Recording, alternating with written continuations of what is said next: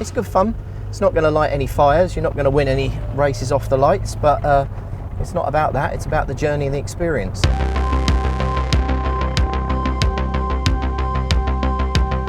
The whole journey is mad, and I'm not one that has ever done anything a normal way.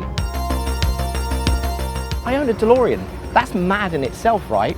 The fact I get to drive it around here is just as mad.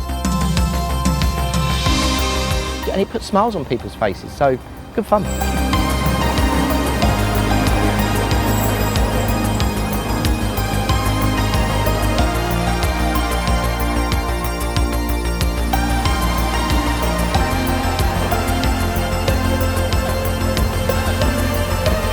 Let's just start. All right. Hello, mate. No, go on, just do it. Mind your head as you get in and out, that's all. Back to the future. Yeah.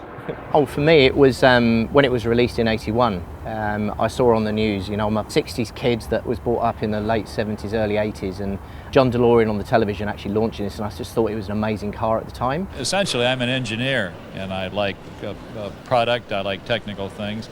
Very proud of our car, which essentially I think is a major engineering contribution to the state of the art of automobiles. You know, coming off the back of some of the other cars like the Lamborghini Countach that just looked mad, and again this like futuristic thing turned up, and the way it was advertised, it was just phenomenal. It's on all the news, you know, sit down with mum and dad, 10 o'clock news, crazy cars being released, and it's like, it was just wow. The DeLorean is one of the most awaited automobiles in automotive history. Drive the DeLorean. Live the dream today.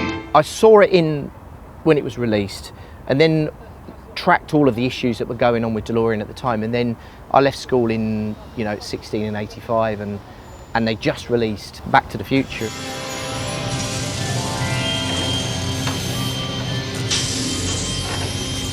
It was futuristic, I liked the sci-fi, I looked at it, and they've just taken what I thought was one of the best looking cars and turned it into this mad time machine. And then I actually said to my mates at school, I'm going to own one of those days, and they're like, yeah, of course you are. And now I can go, I've got one.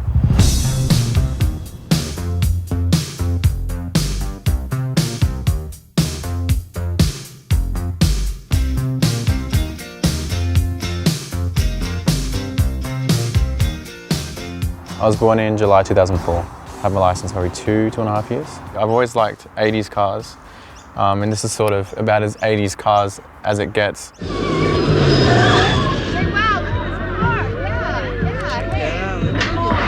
I just like the styling of them, the retro styling. It's more my thing than the new stuff. I don't really like new cars. I liked the DeLorean before I even watched the movie. I watched the movies because the DeLorean was in it. So it's a bit of a different way around.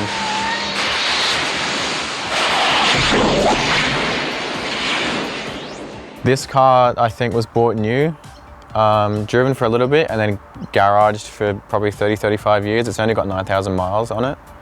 It was used in an American TV series called Waco: The Aftermath.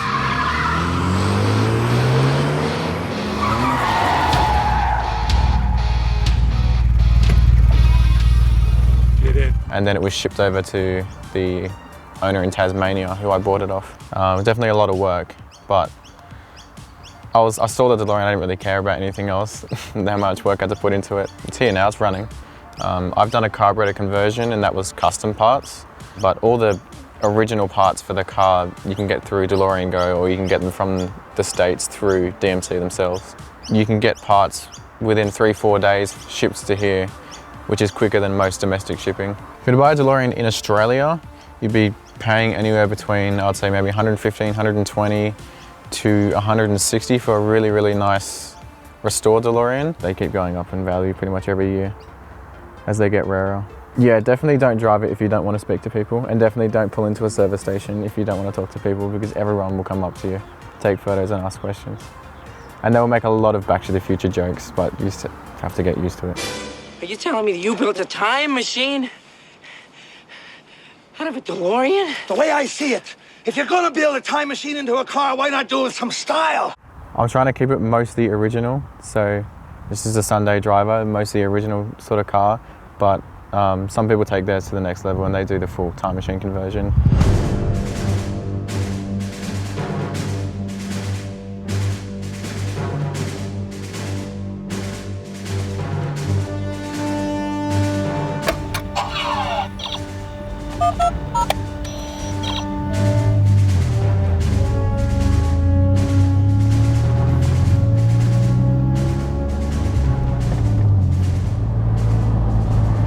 This car's had the whole body taken off and underneath the whole car replaced because it was rusted out completely.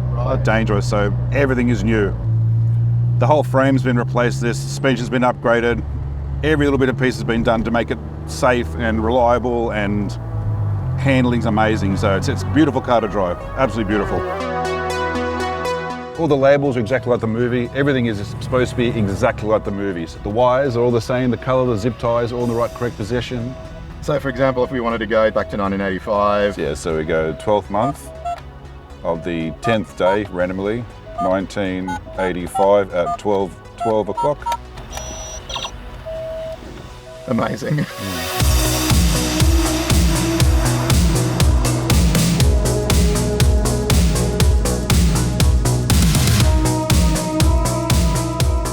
From 5-year-old kids to grown adults, everyone knows what it is. Everyone stops and waves. Everyone screams and carries on. It's amazing to see, and you don't actually understand till you experience it.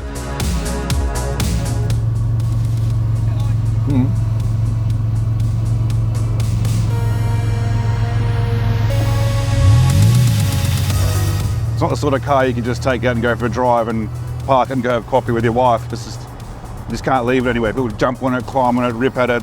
Yeah. I mean, every time you jump outside in this thing, you must have to prepare yourself, take a deep breath and be like, okay, I'm going to get a lot of attention. You always get asked lots of questions, lots of funny questions. The main one you get is the stuff in the back work. And I go, what? The nuclear reactor? Are you telling me that this sucker is nuclear?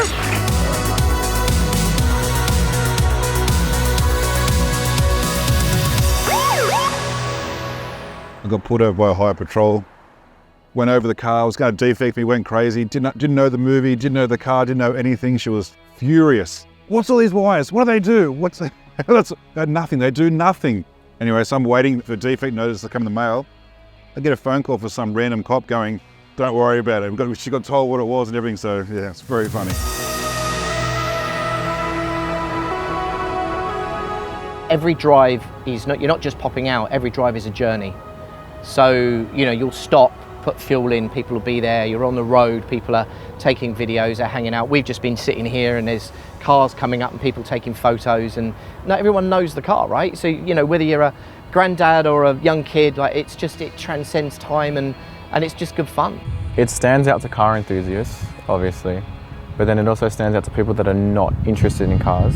Like, I was driving it when school got released, and little school kids knew what it was, which is pretty cool.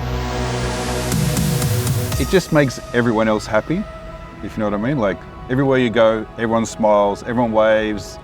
Yeah, it's pretty exciting.